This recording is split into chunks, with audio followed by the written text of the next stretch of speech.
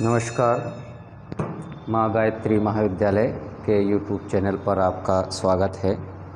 आज के हम इस वीडियो में इटली के एकीकरण और इटली के एकीकरण में मध्य इटली में किस प्रकार से एकीकरण की लहर उत्पन्न हुई और किस तरह से जो है नेपल्स और सिसिली में विद्रोह हुआ, गैरिबाल्डी का क्या योगदान रहा, सिसिली का विद्रोह और गैरिबाल्डी की सफलता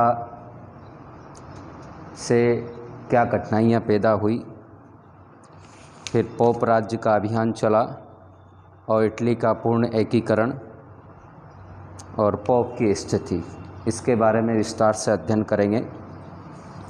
मध्य इटली में एकीकरण की लहर। सार्डिनिया ऑस्ट्रिया युद्ध में सार्डिनिया की विजय से मध्य इटली के विभिन्न राज्यों में राष्ट्रीयता की भावना प्रबल रूप से उत्पन्न हुई और मध्य इटली की जनता ने परमा, मेडोना, टस्कनी के शासकों को निकाल दिया।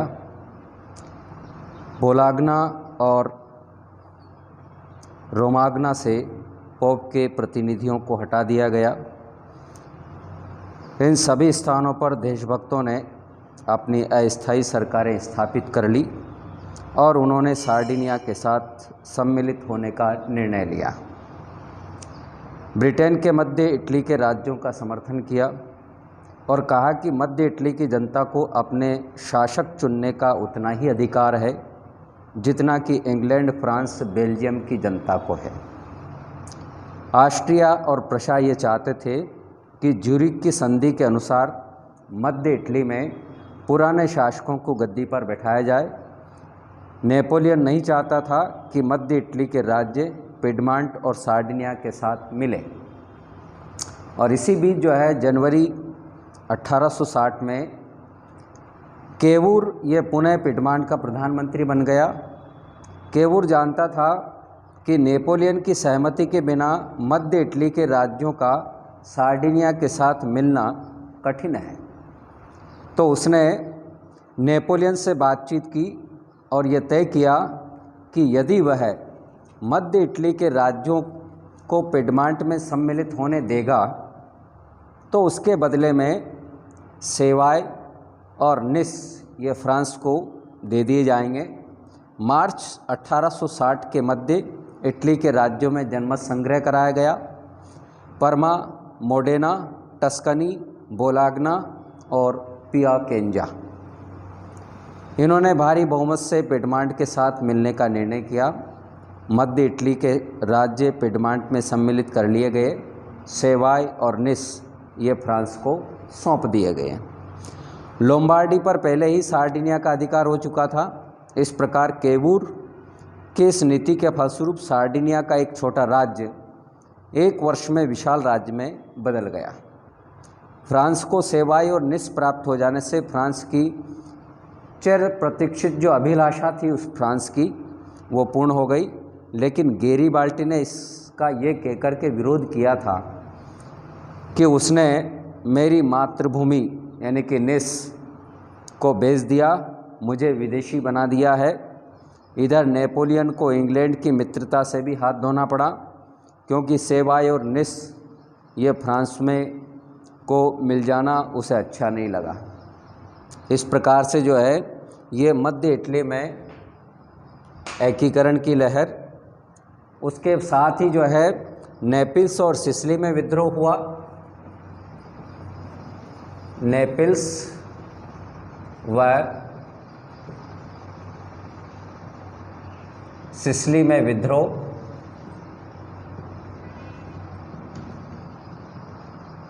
केवूर के जो प्रयास थे, इन प्रयासों में इटली का उत्तरी और मध्य भाग ये तो एक राज्य सत्ता के अधीन आ गए थे और संयुक्त इटली के लिए थोड़ा दृढ़ आधार तैयार करना था, किंतु अभी तक आधा इटली बाकी था। वेनिशिया, रोम, नेपल्स और सिसिली के राज्य अभी बाहर थे एकीकरण से। यह विला फ्रेंका की संधि के बाद केवूर ने कहा था कि यूरोपीय शक्तियों ने मुझे कूटनीति के द्वारा उत्तर की ओर से इटली का एकीकरण नहीं करने दिया। अब मुझे क्रांति का सहारा लेकर के दक्षिण की ओर इटली का एकीकरण करना होगा और 1860 के अंत में केवुर ने दक्षिण इटली की ओर ध्यान दिया। 1821 और 1860 तक यह नेपल्स का इतिहास जो है अत्याचारपूर्ण और निरंकुशतापूर्ण इतिहास रहा। वहाँ 3 बार विद्रोह हो चुका था नेपल्स में और वहाँ के शासक फ्रांसिस द्वितीय ने कुछ सुधार करने का प्रयास किया, किंतु इससे जनता का असंतोष वो कम नहीं हुआ और इस प्रकार सिसिली में भी क्रांतिकारियों का प्रचार कार्य तेजी से चल रहा था। मेजीनी ने भी विद्रोह को प्रोत्साहन दिया और उसके समर्थक क्रिस्पी इनने विद्रोह की योजना तैयार की, किंतु नेपल्स और सिसिली में क्रांति पैदा करने और उसे सफल बनाने का श्रेय जो है वो गैरिबाल्डी को दिया जा सकता है। गैरिबाल्डी का योगदान इसमें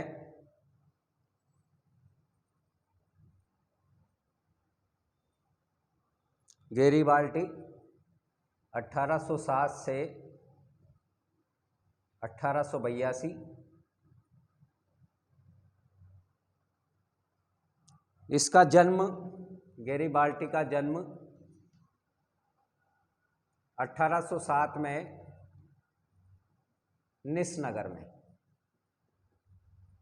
निसनगर में हुआ। पिता कौन थे? व्यापारी थे।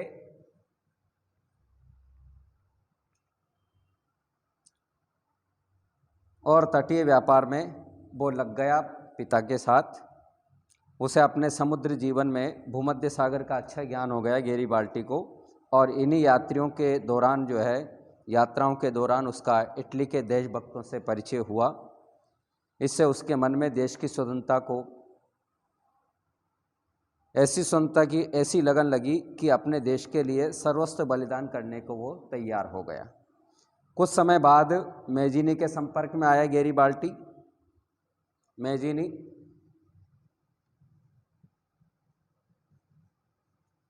मेजीनी के संपर्क में आया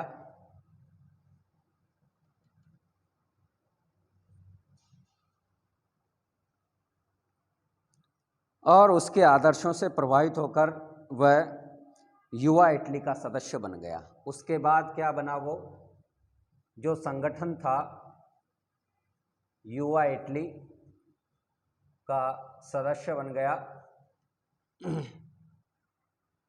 1833 में उसने मेजीनी के सहयोग से इटली में गणतंत्र स्थापित करने का इसके षड्यंत्र में जो है भाग लिया, लेकिन षड्यंत्र का भंडाफोड़ हो जाने के कारण उसे कैद में डाल दिया गया। देशद्रोह के अपराध में मृत्युदंड की उसको सज़ा सुनाई गई, किंतु वह इटली से भाग निकला और दक्षिणी अमेरिका पहुंच गया। 1848 तक दक्षिणी अमेरिका में रहा वो, और अमेरिका में स्वतंत्रता संग्राम में उसने भाग लिया है। उसके बाद गैरिबाल्डी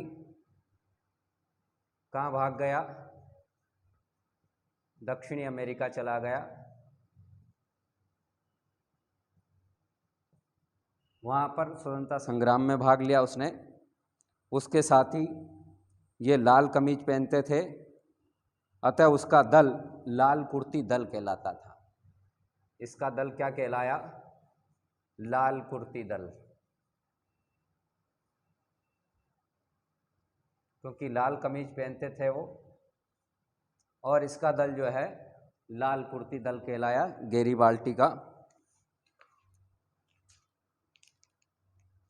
1848 की क्रांति की सूचना प्राप्त होते ही वह पुनः जो है इटली चला गया और उसने चार्ल्स एबल्ट के नेतृत्व में ऑस्ट्रिया के विरुद्ध युद्ध में भाग लिया। लेकिन 25 जुलाई 1848 को सार्डिनिया पराजित हुआ और चार्ल्स एबल्ट को ऑस्ट्रिया से संधि करनी पड़ी। इसी बीच रोम में क्रांति हो गई और मेजीनी के नेतृत्व में रोमन गणतंत्र की स्थापना हो चुकी थी। गैरिबाल्डी मेजीनी की सहायता के लिए रोम आ पहुंचा। जब फ्रांस ने रोम की रक्षा के लिए रोमन गणराज्य पर हमला किया, तब गैरिबाल्डी ने फ्रांसीसी सेनाओं के विरुद्ध रोम की रक्षा करने का प्रयत्न किया, किंतु वह सफल नहीं हो सका और इसी प्रकार बच कर के टस्कनी आ पहुंचा। टस्कनी से वह उसे जो है पिडमांट आना पड़ा और यहाँ पुनः जो है अमेरिका चला गया यहाँ से वो, और अमेरिका में वह 6 वर्ष तक रहा। काफ़ी धन कमा करके 1854 में पुनः दोबारा इटली लौटा और इटली वापस आकर के सार्डिनिया के निकट कैप्रीरा नामक टापू खरीदकर एक स्वतंत्र कृषक के रूप में वो रहने लगा। 1856 में उसकी केवूर से मुलाकात हुई और केवूर के विचारों से प्रभावित हुआ और 1857 में उसने सार्डिनिया के शासक को अपनी सेवाएं अर्पित कर दी। गैरिबाल्टी के जीवन की सबसे महत्वपूर्ण घटना थी, क्योंकि गणतंत्रवादी गैरिबाल्टी अब वैध राजसत्तावाद का समर्थक बन गया और उसी के कारण सार्डिनिया के गणतंत्रवादियों और राजसत्तावादियों में समझौता हो गया और उन्होंने अपने मतभेद भुला करके अपने उद्देश्य की प्राप्ति के लिए मिलजुल करके कार्य किया। उसके बाद सिसिली का विद्रोह हुआ। इसके साथ ही नेपल्स के विद्रोह के बाद फिर सिसिली का विद्रोह हुआ। सिसिली का विद्रोह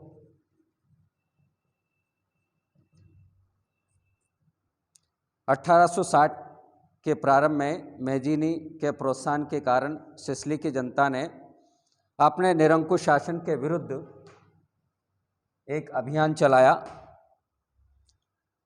विद्रोहियों ने गैरिबाल्टी से सहायता की मांग की और गैरिबाल्टी ने इस शर्त पर सहयोग देना स्वीकार किया कि विद्रोह सार्डिनिया के पक्ष में हो, लेकिन कैवूर की सहानुभूति गैरिबाल्टी के साथ थी, किंतु वह खुले रूप से गैरिबाल्टी की सहायता नहीं कर सकता था, क्योंकि पहली बात तो यह थी कि ऐसा करना अंतर्राष्ट्रीय कानून के विरुद्ध था और दूसरी बात कि गैरिबाल्टी की सहायता देने से नेपल्स और सार्डिनिया के बीच युद्ध छिड़ जाता और संभावना यह थी कि यूरोपीय राज्य उसमें हस्तक्षेप करने लगते और ऐसी परिस्थिति में कैवूर ने दोहरी नीति अपनाई।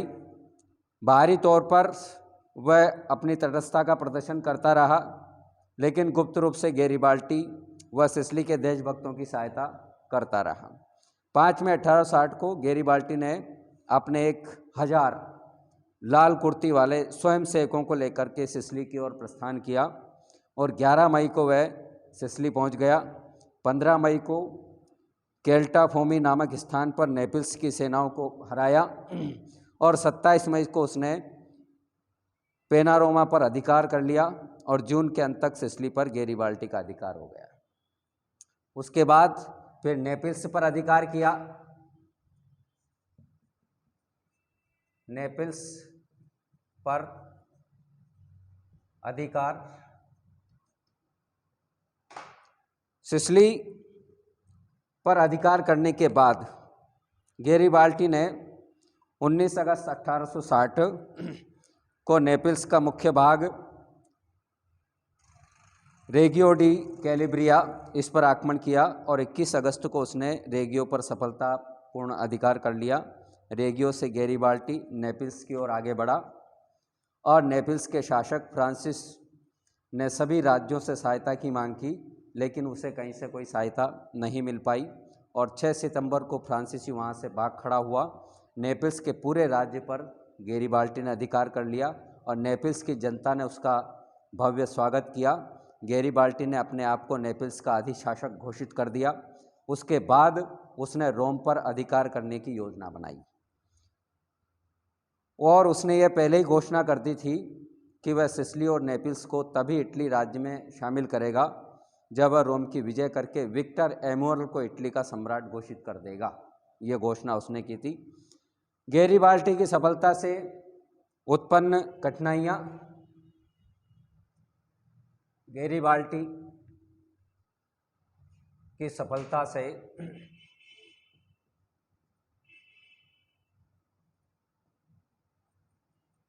गैरिबाल्टी की सफलता से उत्पन्न कठिनाइयाँ। अब इसके साथ ही जो है क्या क्या कठिनाइयाँ पैदा हुई। नेपोलियन की ओर से आश्वासन मिलने के बाद 11 सितंबर 1860 को सार्डिनिया की सेनाओं ने पोप के राज्य पर आक्रमण कर दिया और 29 सितंबर को ओम्बिया और मॉर्चेस पर सार्डिनिया का अधिकार हो गया। इधर गैरिबाल्डी भी रोम की ओर आगे बढ़ रहा था, किंतु रास्ते में नेपल्स के शासक फ्रांसिस की सेनाओं ने उसका रास्ता रोका और जिससे वह कई दिन तक आगे नहीं बढ़ पाया। और उधर इटली की संसद ने के निर्णय के अनुसार नेपल्स, सिसिली और पोप के जीते हुए प्रदेशों में जनमत संग्रह कराया गया। अक्टूबर 1860 के अंत तक सभी क्षेत्रों की जनता ने उत्तरी इटली के राज्य में सम्मिलित होने का निर्णय ले लिया। इससे केवूर की स्थिति मजबूत हो गई। दूसरी ओर गैरिबाल्डी को यह विश्वास हो गया कि इटली की सेना के बिना वह सफल नहीं हो सकता। और इसी समय जो है विक्टर एमुनल स्वयं अपनी सेना लेकर के नेपल्स की ओर बढ़ा और टियानो नामक स्थान पर उसकी गैरिबाल्डी से मुलाकात हुई। गैरिबाल्डी ने उसका इटली के शासक के रूप में अभिनंदन किया और 27 अक्टूबर 1860 इसको जो है गैरिबाल्डी ने अपनी सेना तथा समस्त अधिकार विक्टर एमुनल को समर्पित कर दिए और 7 नवंबर 1860 को विक्टर इमैनुअल गैरिबाल्डी के साथ नेपल्स में प्रवेश किया और उसके बाद गैरिबाल्डी अपने कैप्रियो टापू पर चला गया। गैरिबाल्डी को देश सेवा के लिए पुरस्कार स्वरूप सम्मान और उपाधियां देने का प्रस्ताव हुआ उस समय, लेकिन उसने आदरपूर्वक किसी प्रकार का सम्मान और उपाधि लेने से मना कर दिया। उसने ये कहा कि देश सेवा स्वयं एक पुरस्कार है, मुझे कोई दूसरी चीज़ नहीं चाहिए। गैरिबाल्डी अपने कैप्रियो टापू में जाकर के अपनी खेती करने लग गया। फरवरी 1861 इसमें ट्यूरिन में इटली की प्रथम संसद की बैठक हुई, जिसमें रोम और वेनिशिया को छोड़कर के समस्त इटली के प्रतिनिधि शामिल हुए। विक्टर एमुनल को विधिवत इटली का शासक स्वीकार किया गया। संसद ने केवूर का ये प्रस्ताव स्वीकार किया कि रोम इटली की राजधानी होना चाहिए और इसके कुछ ही समय बाद 6 जून 1861 को केवूर की मृत्यु हो गई और महान देशभक्त इटली के पूर्ण एकीकरण देखने के लिए जीवित नहीं रह सका, क्योंकि रोम और वेनिशिया के बिना इटली का एकीकरण अपूर्ण था। वास्तव में केवूर ने महान कार्य किया और एक राष्ट्र के रूप में इटली ये केवूर की देन है। लेकिन इटली की मुक्ति के लिए मैजीनी, गैरिबाल्डी ये देशभक्त इन्होंने काफ़ी प्रयास किए, किंतु केवूर की देन सबसे अलग थी। उसने एकीकरण के प्रश्न को दलगत राजनीति से अलग रखा। मैजीनी में भावनाओं को उत्तेजित करने की अपूर्व क्षमता थी, वह निर्जीव आत्मा में प्राण फूंक सकता था, और गैरिबाल्डी एक कुशल सेनापति और निस्वार्थ देशभक्त था। किंतु केवूर इन दिनों में भिन्न कुशल कूटनीतिज्ञ व्यवहारिक था, इसलिए वह सफल भी रहा। इटली का पूर्ण एकीकरण हुआ। फिर इटली का पूर्ण एकीकरण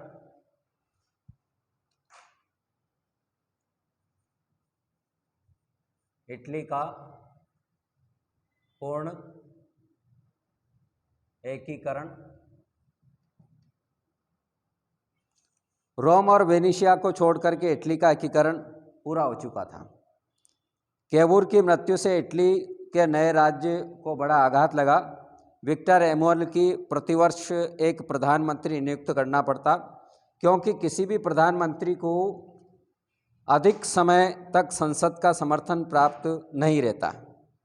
इसके अलावा इटली के कुछ क्षेत्रों के लोग पिडमांट और सार्डिनिया की प्रधानता से द्वेष रखते थे। इटली को निर्वासित शासक अपनी सत्ता पुनः ग्रहण करने हेतु षड्यंत्र कर रहे थे।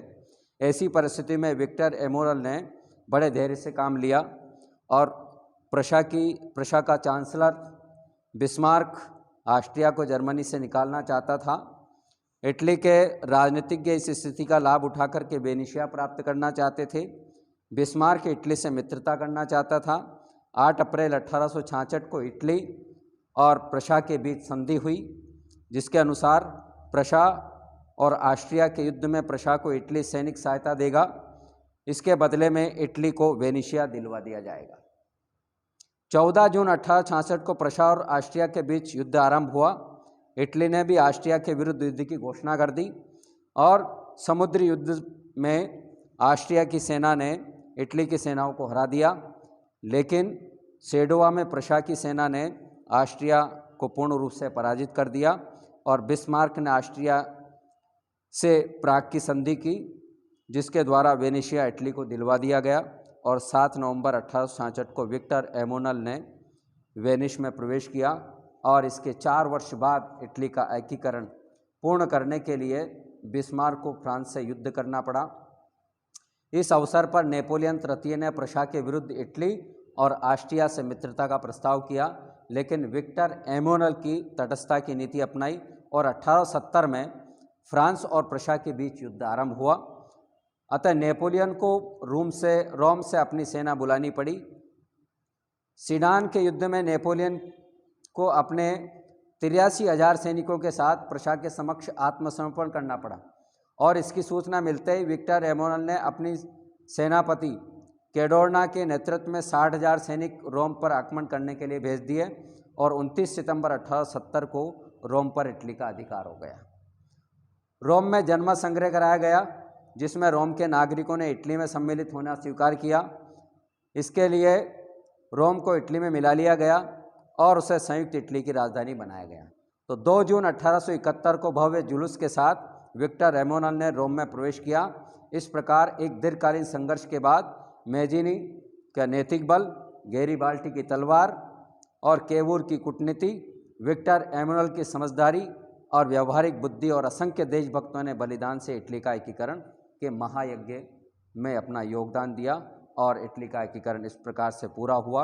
इसी स्थिति में जो है अब पोप की क्या स्थिति बनी, एकीकरण के बाद ये समस्या पैदा हुई कि इटली राज्य और पोप के बीच क्या संबंध हो।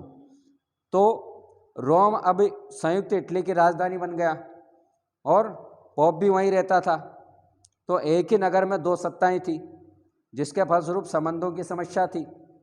तो 1871 में इटली के संसद ने इस समस्या को हल कर दिया और संसद ने एक कानून बनाया, वो था लावो पेपल गारंटीज। ये पारित किया गया। इस कानून के अनुसार पोप का निवास स्थान और उसके चारों ओर कुछ क्षेत्र ये पोप को दे दिए गए और इस क्षेत्र पर पोप की सर्वोच्च सत्ता स्वीकार कर ली गई। पोप की स्थिति एक स्वतंत्र शासक के समान रखी गई और इस क्षेत्र में इटली का कोई कानून लागू नहीं होगा और इटली राज्य का कोई कर्मचारी उसके क्षेत्र में प्रवेश भी नहीं कर सकता था। पोप अन्य देशों में अपने राजदूत भेज सकता था और अन्य देशों के राजदूत पोप के यहाँ रह सकते थे। इस प्रकार से ये समझौता हुआ और इस प्रकार 1815 में वियना कांग्रेस ने जिस भौगोलिक अभिव्यक्ति मात्र कहा था वह एक स्वतंत्र राष्ट्र बन गया, जो वियना कांग्रेस की व्यवस्था पर गहरा आघात था।